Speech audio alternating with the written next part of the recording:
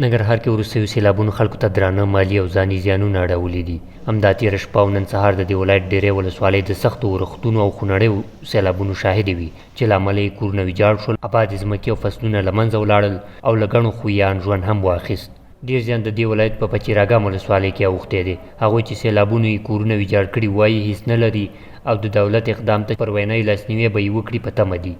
موږ بیګانه باران داسې کړو چې نړیواله محسوب په نړیواله باندې موږ کوو چې موږ سره مرسته وکړي او موږ داسې غریب خلک ګڼو وایي چې هیڅ موږ وسه نه کېږي او هر څه موږ تباهي شوي دی بیخي.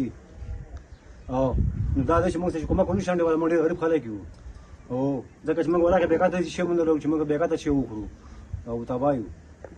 بېګا ناوخته بېګا شپه ناوخته د ورښت او ګلۍ له امله زموږ په کور باندې اوبه راغلي دي چې ټوله کلا یې تخریب کړې، دیوالونه یې درزېدلي نړېدلي دي، د استوګنې وړ نه دي، د کور فرش و زر او د کور ټول سامانونه یې تخریب کړي دي او اوس همداسې په وچ میدان په سپین میدان باندې ناست یو، د اوسېدو ځای هم نه لرو. په دولت او مؤسساتو باندې غږ کوم چې زموږ لاسنیوی وکړي او موږ سره مرسته وکړي.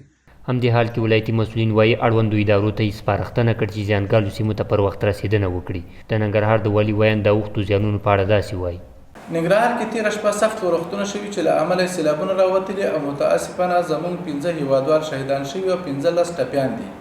دغه ځاني تلفات په سپینغر، اچین، چپرهار او رودات ولسوالیو کې رامنځته شوي دي. همداراز په دې ولایت کې ګڼ شمېر کورونه، لارې، استنادي دیوالونه، سربندونه او نورې ټولګټې پروژې هم تخریب شوي دي. د ننګرهار مرستیال والي مولوي عزالله مصطفی په یادو پیښو خواشیني ښودلې او اړونده ادارو ته یې سپارښتنه کړې چې زیانمنو شوو کورنیو ته عاجلې مرستې ورسوي. د یادونې وړ ده چې تازه د ترانسپورټ او هوایي چلند وزارت د هوا پیژندنې ریاست ویلي سبا بیا هم د ننګرهار په ګډون یو شمېر ولایتونو کې د ورښت امکان شته او له امله یې ښایي سیلابونه هم راووځي.